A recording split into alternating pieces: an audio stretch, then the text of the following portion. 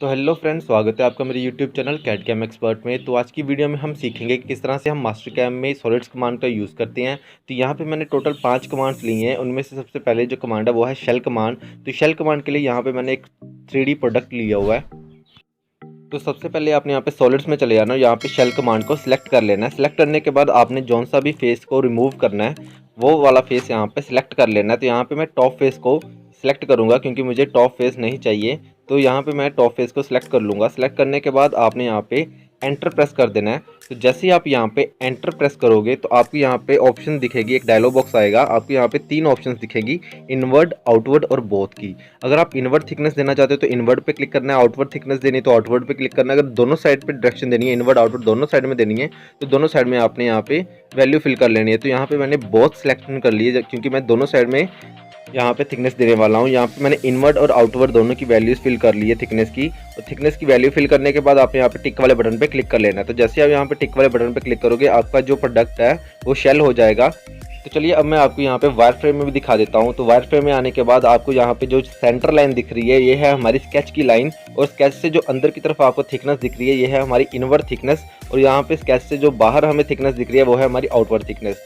तो चलिए अब हम नेक्स्ट कमांड की तरफ चलते हैं जो कि है ट्रिम कमांड। तो यहाँ पे ट्रिम कमांड के लिए मैंने 2 बॉडीज ली हुई हैं, एक है हमारी सरफेस बॉडी, एक है हमारी सॉलिड बॉडी, और ये 2 बॉडीज आपस में इंटरसेक्ट कर रही हैं। तो यहाँ पे आपने सबसे पहले सॉलिड्स में चले जाना है। सॉलिड्स में आपको यहाँ पे ट्रिम कमांड मिलेगी। तो यहाँ पे आपने ट्रिम कमांड को सिलेक्ट कर लेना है। सिलेक्ट करने के बाद आपको यहाँ पे 3 ऑप्शंस मिलेंगी, प्लेन, सरफेस या शीट। तो यहाँ पे हमारे पास सरफेस है तो हम सरफेस की हेल्प से कटिंग करेंगे। तो यहाँ पे आपने सरफेस पे क्लिक कर लेना है। सरफेस पे क्लिक करने के बाद आपने यहाँ पे सरफेस सेलेक्ट कर लेनी है जिस सरफेस की हेल्प से आप कटिंग करना चाहते हो, ट्रिम करना चाहते हो। तो यहाँ पे मैंने सरफेस को यहाँ पे सिलेक्ट कर लिया है। सिलेक्ट करने के बाद आपको यहाँ पे इसको वायर फ्रेम में ले जाना है क्योंकि वायर फ्रेम में आपको यहाँ पे एक एरो दिखेगा। उस एरो की हेल्प से ही आप कटिंग कर पाओगे कि आपने किस साइड रखनी है और किस साइड को ट्रिम करना है। तो यहाँ पे मैंने वायर फ्रेम में कर लिया। तो ये देखिए ये जो एरो है, इस एरो की डायरेक्शन जिस साइड होगी वो उस साइड का मटेरियल छोड़ के बाकी का सारा ट्रिम कर देगा। तो यहाँ पे जो एरो की डायरेक्शन है वो अप साइड है। तो यहाँ पे आप फ्लिप के बटन पे क्लिक करके इसकी डायरेक्शन को चेंज भी कर सकते हो। तो अगर आपने यहाँ पे ट्रिम पोर्शन भी रखना है तो यहाँ पे आपने कीप ऑल की ऑप्शन पे क्लिक कर लेना है। इसके बाद आपने यहाँ पे टिक वाले बटन पे क्लिक कर लेना। तो जैसे आप यहाँ पे टिक वाले बटन पे क्लिक करोगे आपका जो पार्ट है वो यहाँ पे ट्रिम हो जाएगा। तो चलिए अब हम नेक्स्ट कमांड की तरफ चलते हैं जो कि है थिकन कमांड। तो यहाँ पे मैंने एक प्रोडक्ट लिया हुआ है सरफेस में, तो इसी सरफेस को हम थिकन करेंगे। तो इसके लिए आपने यहाँ पे सॉलिड्स में चले जाना, यहाँ पे थिकन कमांड को सिलेक्ट कर लेना। सिलेक्ट करने के बाद आपने यहाँ पे ये जो आपने सिलेक्शन है वन साइड की या बोथ साइड की, इसे यहाँ पे सिलेक्ट कर लेना है। उसके बाद आपने यहाँ पे थिकनेस वैल्यू फिल कर लेनी है, जितनी भी आप वॉल थिकनेस रखना चाहते हो उतनी वैल्यू आपने यहाँ पे फिल कर लेनी है। वन साइड के लिए आपने वन साइड सिलेक्ट कर लेना है, और 2 साइड के लिए यानी कि बोथ साइड के लिए, इनवर्ड आउटवर्ड दोनों के लिए आपने यहाँ पे बोथ साइड पे क्लिक कर लेना है। क्लिक करने के बाद आप जैसे ही यहाँ पे टिक के बटन पे क्लिक करोगे आपकी जो वॉल थिकनेस है वो यहाँ पे अप्लाई हो जाएगी। तो यहाँ पे मैं आपको वायर फ्रेम में भी दिखा देता हूँ। वायर फ्रेम में जाने के बाद आपको यहाँ पे ये जो सेंटर में आपको लाइन दिख रही है ये है हमारी स्केची लाइन, और यहाँ पे ये जो थिकनेस दिख रही है इनवर्ड और आउटवर्ड वाली ये हमारी ओवरऑल थिकनेस है जो हमने वहाँ पे वैल्यू फिल की थी। तो यहाँ पे इस तरह से आप थिकनेस अप्लाई कर सकते हो। तो यहाँ पे हम नेक्स्ट कमांड की तरफ चलते हैं जो कि हमारी रिमूव फेस कमांड। तो यहाँ पे मैंने एक सॉलिड में प्रोडक्ट लिया हुआ है तो इसी का फेस हम रिमूव करने वाले हैं। तो सबसे पहले आपने यहाँ पे रिमूव फेस कमांड को सिलेक्ट कर लेना है। सिलेक्ट करने के बाद आपने यहाँ पे ये जो फेस वाली ऑप्शन है इसे यहाँ पे ऑन कर लेना है। तो यहाँ पे फेस सिलेक्शन वाली ऑप्शन को ऑन करने के बाद आपने जो फेस है जिसे आप रिमूव करना चाहते हो उस फेस को यहाँ पे सिलेक्ट कर लेना है। सिलेक्ट करने के बाद आपने यहाँ पे एंटर प्रेस कर लेना है। तो जैसे आप यहाँ पे एंटर प्रेस करोगे आपको यहाँ पे 3 ऑप्शन दिखेंगी, कीप, ब्लैंक या डिलीट की।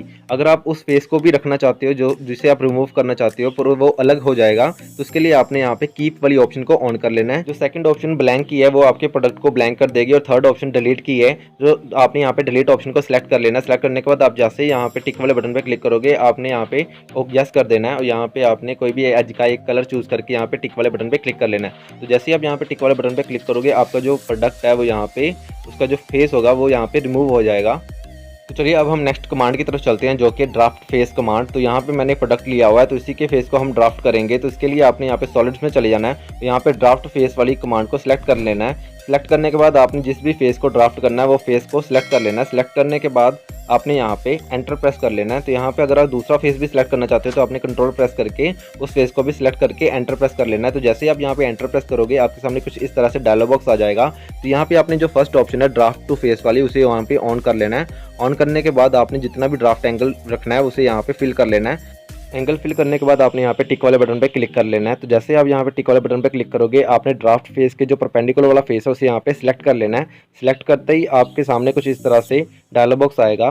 तो यहाँ पे जो आपको एरो दिख रहा है, अगर इस एरो की डायरेक्शन अपवर्ड है, फेस की दूसरी तरफ है, तो आपका जो यहाँ पे ड्राफ्ट लगेगा वो आउटवर्ड ड्राफ्ट लगेगा। अगर इस एरो की जो डायरेक्शन है वो डाउनवर्ड है तो आपका जो ड्राफ्ट लगेगा वो इनवर्ड लगेगा। तो यहाँ पे आपने अगर इसकी डायरेक्शन रिवर्स करनी है तो यहाँ पे आपने रिवर्स की ऑप्शन पे क्लिक कर लेना है, नहीं तो आपने सीधा यहाँ पे टिक वाले बटन पे क्लिक कर लेना है।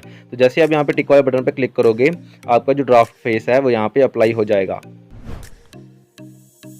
तो ये थी हमारी आज की वीडियो। आपको ये वीडियो कैसी लगी मुझे नीचे कमेंट करके जरूर बताएं और वीडियो को लाइक और सब्सक्राइब करना ना भूलिएगा। धन्यवाद।